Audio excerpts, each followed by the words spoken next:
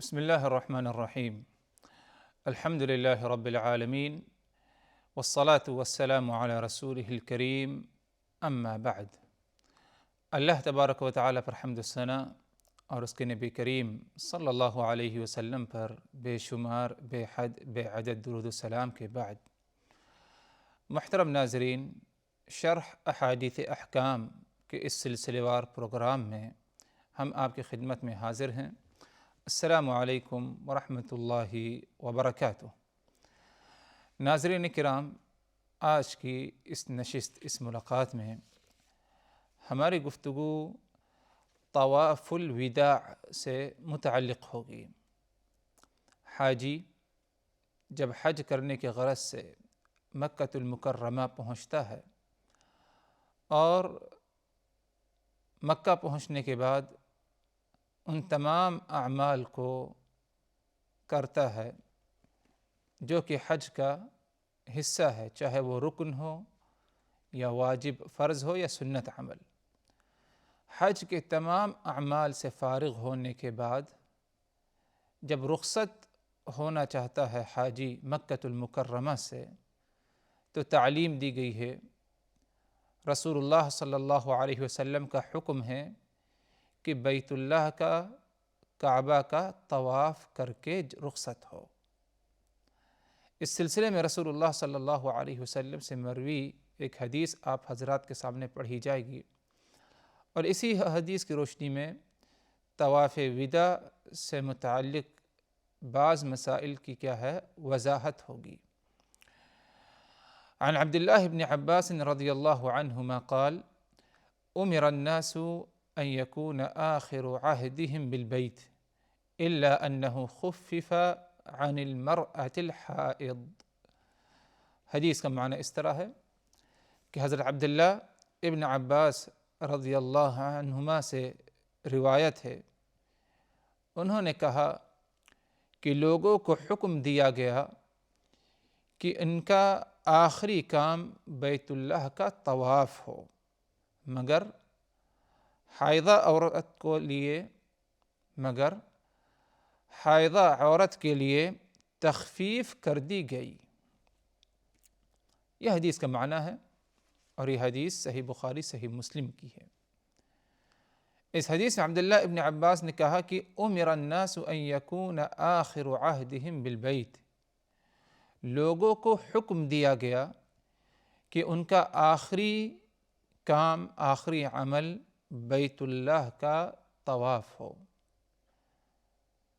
ابن عباس کا یہ کہنا کہ لوگوں کو حکم دیا گیا، حکم دینے والا ادھر رسول اللہ صلی اللہ علیہ وسلم کی ہستی ہے، یعنی آپ صلی اللہ علیہ وسلم نے لوگوں کو حکم دیا اس بات کا کہ آخری کام ان کا بیت اللہ کا طواف ہو۔ الا انہ خفف عن المرأة الحائض، مگر حائضہ عورت، یعنی وہ عورت جو حالت حیض سے ہے، مخصوص ایام سے ہے، اس کے لیے کیا ہے تخفیف کر دی گئی ہے۔ مطلب یہ ہوا کہ اگر عورت حالت حیض سے ہے، اپنے مخصوص ایام، مجبوری کے ایام میں ہے، اور اسے قافلے کے ساتھ، لوگوں کے ساتھ لوٹ کر جانا ہے اپنی وطن، حج کے اعمال سے فارغ ہونے کے بعد، ایسی عورت کے لیے طواف وداع نہیں ہے۔ حائضہ عورت کو طواف وداع سے معاف کیا گیا، تخفیف ہوئی۔ اگر دیکھا جائے حضرات، تو اس حدیث کے ذریعے واضح طور پر یہ تعلیم ہمیں مل رہی ہے، صاف طور پر، کہ آخری عمل لوگوں کا بیت اللہ کا طواف ہو۔ مطلب یہ ہوا کہ حج کے تمام اعمال سے جب فارغ ہو جائے آدمی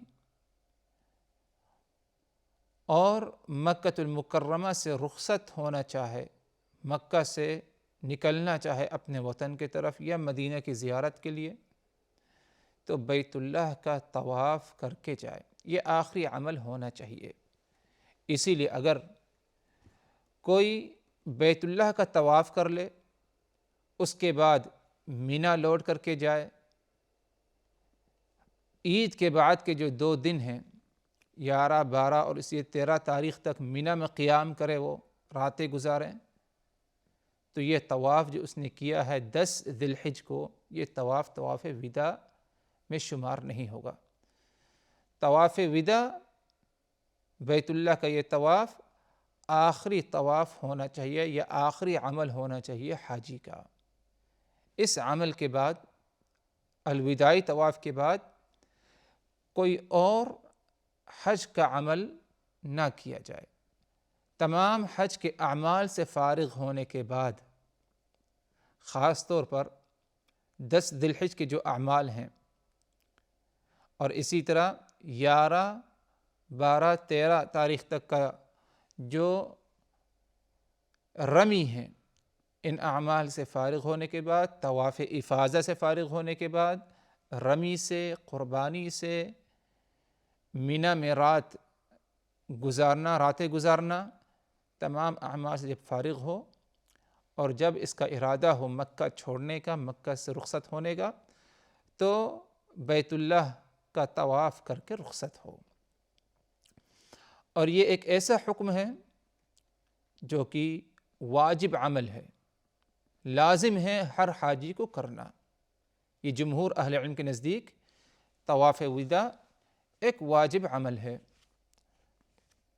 ہاں، بعض اہل علم نے کہا کہ یہ واجب نہیں بلکہ یہ مسنون عمل ہے، لیکن یہ قول دلیل کے اعتبار سے کوئی مضبوط قول نہیں ہے۔ تو صحیح قول اور صحیح رائے انشاءاللہ جمہور کی ہے، جنہوں نے یہ کہا کہ طواف وداع ایک واجب عمل ہے، بغیر عذر کے اسے ترک کرنا حاجی پر کیا ہے؟ دم ہے، اسے دم دینا ہوگا۔ اور اس کی دلیل رسول اللہ صلی اللہ علیہ وسلم کا فرمان، جیسے کہ صحیح مسلم کی روایت ہے، لا ينفر احد حتى يكون آخر عهده بالبيت، تم میں سے کوئی شخص اس وقت تک رخصت نہ ہو، مکہ چھوڑ کر نہ جائے، جب تک کہ اس کا آخری عمل بیت اللہ کا طواف نہ ہو۔ عبداللہ ابن عباس نے کہا کہ لوگوں کو حکم دیا گیا کہ ان کا آخری عمل بیت اللہ کا طواف ہو۔ ایک دوسری روایت میں آپ صلی اللہ علیہ وسلم نے کہا لا ينفر احد، کوئی شخص اس وقت تک رخصت نہ ہو، مکہ المکرمہ سے حج کر کے اس وقت تک رخصت نہ ہو جب تک کہ اس کا آخری عمل، آخری کام بیت اللہ کا طواف نہ ہو۔ تو یہ حکم آپ صلی اللہ علیہ وسلم کا اس بات کی یہ دلیل ہے کہ طواف وداع واجب عمل ہے۔ اور جانتے ہیں کہ عام طور پر حکم کا مطلب یہ ہوتا ہے کہ اگر کسی کام کا حکم دیا گیا کتاب و سنت میں، تو وہ عمل آپ پر کیا ہے؟ لازم ہے، اور وہ عمل آپ کو کرنا ہوگا۔ اگر یہ طواف وداع لازم عمل، واجب عمل نہ ہوتا حاجی کے لیے، تو آپ صلی اللہ علیہ وسلم نے جو حائضہ عورتوں کے ساتھ تخفیف کی ہے، اس کا ادھر ذکر کرنا بے فائدہ ہوتا۔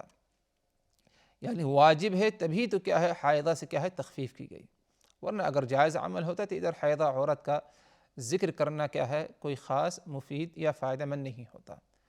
تو حائضہ کو اس عمل سے مستثنیٰ کرنا، گویا کہ یہ عمل کیا ہے؟ واجب ہے۔ اسی لیے حائضہ عورت جو اپنے مجبوری کے ایام ہیں، اسے کیا ہے؟ اس عمل سے کیا ہے؟ تخفیف اسے کیا ہے؟ دی گئی ہے۔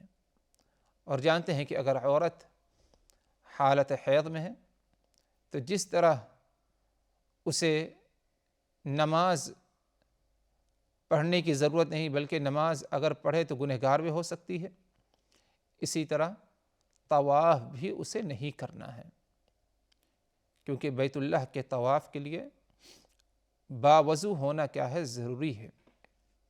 جس طرح نماز کے لیے باوضو طہارت ضروری ہے، شرط ہے، اسی طرح بیت اللہ کا طواف اس کے لیے بھی کیا ہے؟ باوضو اور طہارت شرط ہے۔ حائضہ عورت پاکی کی حالت میں نہیں ہے، اور وہ اس وقت تک پاک نہیں ہو سکتی جب تک کہ مجبوری کے ایام سے وہ چھٹکارا حاصل نہ کرے۔ تو اسی لیے حائضہ عورت کے ساتھ کیا ہے؟ تخفیف کی گئی ہے۔ ہاں، اگر عورت اس وقت تک رک سکتی ہے بآسانی، کوئی مشکل، کوئی دشواری نہیں، جب تک وہ اپنے مخصوص ایام سے فارغ ہو جائے اور بیت اللہ کا طواف کر کے جائے، تو ایسا کرنا کیا ہے؟ افضل اور مستحب ہوگا۔ لیکن اگر اس کا رکنا اس وقت تک کے لیے، جب تک وہ فارغ ہو جائے اپنے مخصوص ایام سے، اس وقت تک کے لیے رکنا اس کے لیے مشکل ہے، دشواری پیش آ سکتی ہے، مشکلات میں پڑ سکتی ہے، تو ایسی حالت میں طواف نہ کرے، بغیر طواف کیے چلے جائے، اس پر اس کا کوئی مؤاخذہ نہیں۔ خاص طور پر وقت حاضر میں جانتے ہیں کہ تنہا کوئی حج کے لیے نہیں جانتا، ایک قافلہ ہوتا ہے، جماعت، گروپ، انہی کے ساتھ جانا ہے، انہی کے ساتھ کیا ہے؟ لوٹ کر کے آنا ہے۔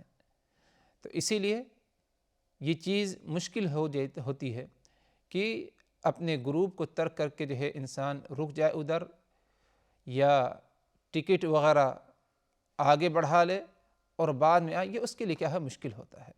ساتھیوں کے ساتھ جس طرح وہ پہنچے ہیں حج کے لیے، اسی طرح ساتھیوں کے ساتھ اس عورت کو کیا ہے؟ لوٹ کر کے جانا ہے اپنے محرم کے ساتھ، اور دیگر جو اور لوگ اس قافلے میں یا اس جماعت، اس گروپ میں ہیں۔ تو تاخیر کرنا آج کے وقت میں کیا ہے؟ تھوڑا سا مشکل عمل ہے، لیکن اس کے باوجود اگر کوئی گنجائش پائی جا سکتی ہے بآسانی، تو رک جائے عورت، اور جب پاک ہو جائے اس کے بعد کیا ہے؟ طواف وداع کر کے جائے، تو یہ زیادہ افضل، زیادہ بہتر ہوگا۔ اسی طرح طواف وداع سے وہ حضرات بھی مستثنی ہیں جو مکہ المکرمہ کے باشندے ہیں، یا مکہ ہی میں ان کا قیام ہے۔ مکہ کے باشندے یعنی ادھری کے لوگ ہیں، مکی ہیں، ان کو طواف وداع کرنے کی ضرورت نہیں ہے۔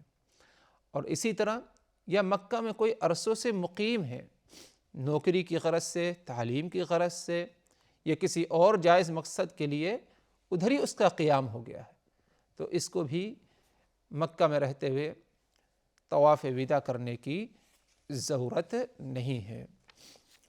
ادھر اس بات کی طرف بھی اشارہ کرنا بہتر ہوگا حضرات کہ طواف وداع سے فارغ ہونے کے بعد مکہ میں وقت گزارنا یہ کیا ہے؟ غیر مناسب ہوگا۔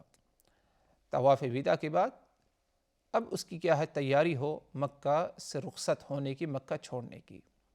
ہاں، یہ بات الگ ہے کہ جب طواف وداع سے فارغ ہوا، اس کے بعد وہ کچھ خریداری کر لے راستے میں، یا جہاں پر وہ مقیم تھا ادھر سے سامان باندھے، سامان اٹھا کر کے رکھے، یا طواف وداع کر کے آئے تھوڑی دیر آرام کر لے، نہا دھو لے، یا کسی کا انتظار کرنا پڑ جائے اسے گھنٹہ 2 گھنٹہ یا اور زیادہ، تو اس میں انشاءاللہ کوئی مضائقہ، کوئی حرج نہیں ہے۔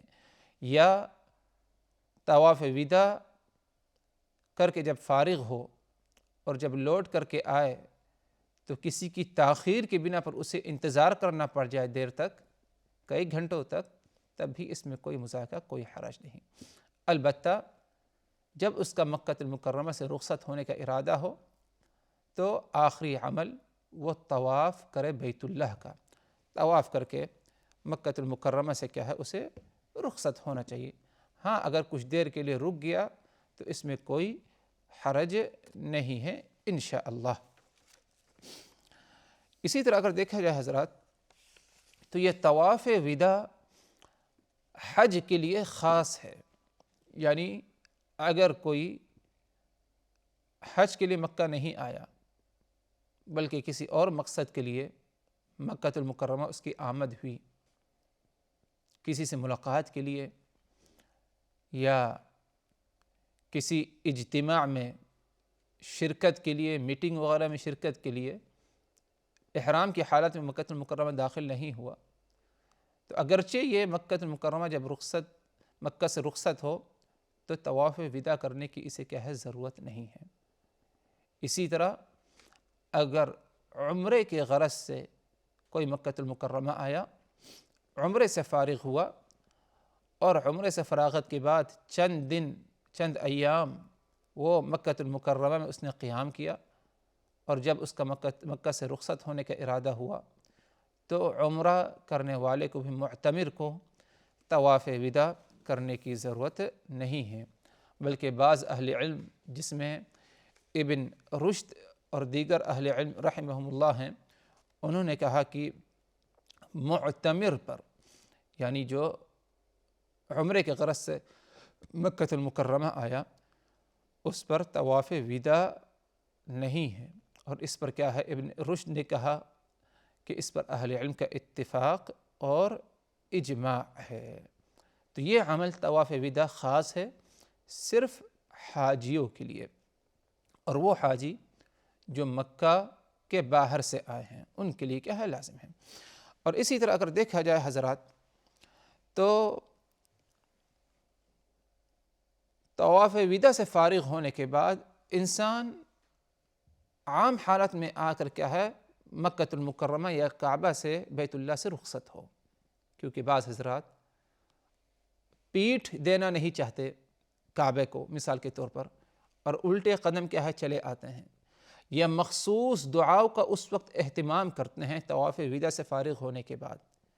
ان تمام اعمال کا کہیں پر کوئی ثبوت کتاب و سنت سے نہیں ملتا، نہ تو سلف کے عمل سے۔ طواف کرے، طواف کے بعد عام حالت میں اپنے آ جائے اور عام طریقے سے کیا ہے لوٹ کر کے آئے، اگرچہ اس نے کعبے کو اگر پیٹھ دیا تو اس میں کوئی مذاکرہ کوئی حرج نہیں، یہی عمل یہی طریقہ اسی طرح جو ہے رسول اللہ صلی اللہ علیہ وسلم، صحابہ کرام اور ہمارے اسلاف مکہ المکرمہ سے یا کعبہ سے کیا ہے رخصت ہوا کرتے تھے۔ تو طواف وداع عام ایک طواف ہے، اور اس طواف سے فارغ ہونے کے بعد مزید کسی اور خاص عمل کا اہتمام کرنا، کوئی خاص طریقہ اپنانا، اس کا کوئی ثبوت کتاب و سنت سے نہیں ملتا۔ حضرات، حج کے مسئلے مسائل سے متعلق ہماری یہ چند باتیں جو کئی حلقوں میں تھی، یہ باتیں ختم ہوتی ہیں مسئلے مسائل حج سے متعلق۔ اب انشاءاللہ اگلی نشست میں ہماری گفتگو خرید و فروخت اور بیع کے مسائل پر ہوگی۔ اس وقت تک کے لیے اللہ تبارک و تعالیٰ کی حفاظت میں، وآخر دعوانا ان الحمد للہ رب العالمین، والسلام علیکم ورحمۃ اللہ وبرکاتہ۔